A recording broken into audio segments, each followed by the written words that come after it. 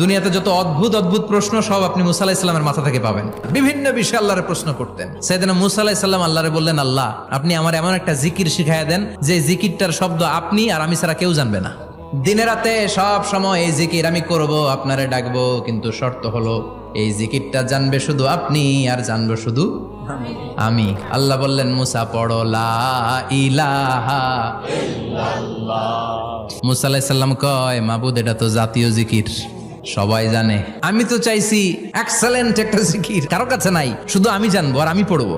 আল্লাহ বললেন, মুসা এই লা ইলাহাকে যদি এক পাল্লায় রেখে দাও, তাম বিশ্ব, 7 আকাশ 7 জমিনটারে তুলে যদি তুমি আরেক পাল্লায় রেখে দাও, লা রাজাহাত কাফাতু লা ইলাহা ইল্লাল্লাহ, মুহূর্তের মধ্যে লা ইলাহার পাল্লা ভারী হয়ে যাবে।